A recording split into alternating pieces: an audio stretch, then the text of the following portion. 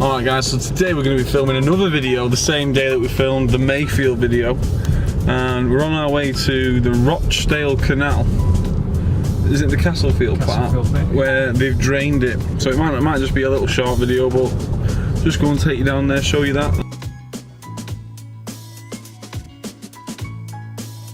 So if you're not from Manchester, I'm about to show you on the map where Loch 92 is, and what's special about Loch 92 is it's where the Rochdale Canal meets the Bridgewater Canal, and I've put a picture in from the internet of it in summer, and it looks amazing in summer.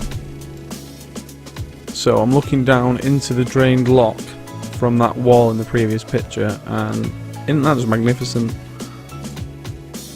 Now this is the view from the other side of that little bridge, and you can see there where they've got all the water being pumped out to keep the loch drained, as what little bits of water still do flow in when they drain them. Anyway, let's get back to this drained canal loch. So at first I was looking at the staff under the hut, and then I noticed that little brick arch behind, and it's strange to be in the bottom of the canal loch. So I'm pointing at the way they've dammed the actual rest of the canal off, and then I was looking at how much mud and debris and just waste gets thrown into the canal, and it is bad, really, when you think about it. So that gate there that you can see, the lock gate, they have to be changed every 25 to 30 years due to wear and maintenance, and we'll have a closer look at that in a second as we walk down this set of metal stairs. That's the lock gate, which looks battered already. But look at the way they've dammed it off. But look at that stone there. You can see how the water's carved against it as it's gone down into the loch. So, some canal history. The canal opened in stages as sections were completed, with the Rochdale branch being the first in 1798 and further sections to follow in 1799. The bottom 9 locks opened in 1800, and boats using the Ashton Canal could reach Manchester. Officially, the canal opened in 1804, but construction carried on for 3 more years. I managed to find a few pictures actually of the construction taking place, and then I found one of Loch 92 a few years ago, which there's a big difference between back then and now.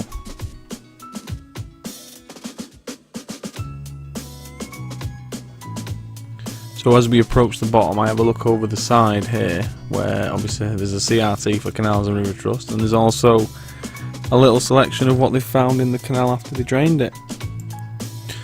So we're finally getting to the bottom of there now, and there's that stuff I said before that they found. There's a Game Boy there, which is a pretty old piece of equipment, but look at that archway, which I also mentioned before. There's another one there, and they're not too sure whether they connect to a river maybe, or they just don't know.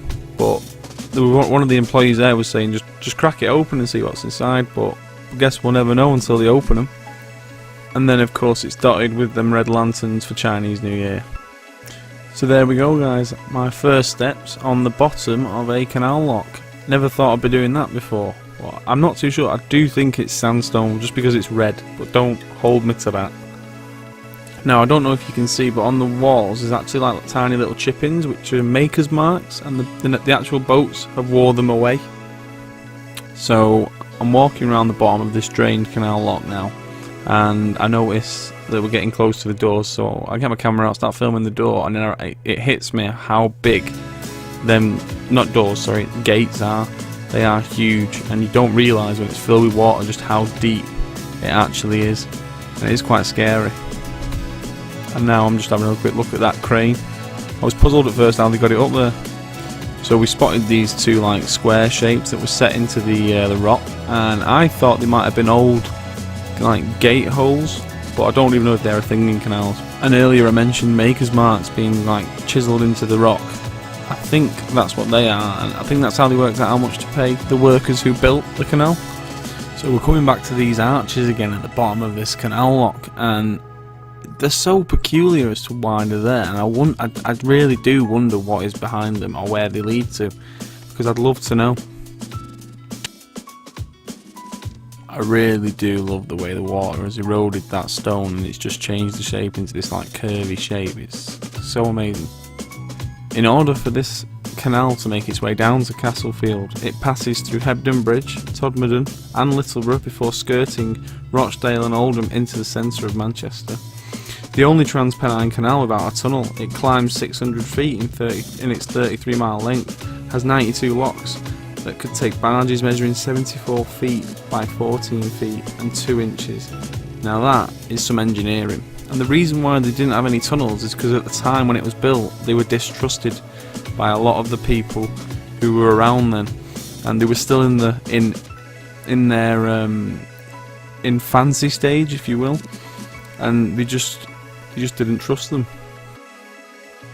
Built in just a decade at the cost of £600,000 and opened on the 21st of December 1804. By 1829 it was carrying 500,000 tonnes of cargo a year.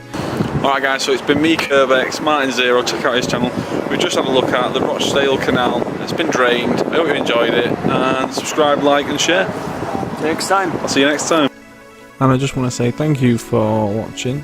I hope you enjoyed it. I'll leave you with a few videos now of what I've seen on the walk back to the car.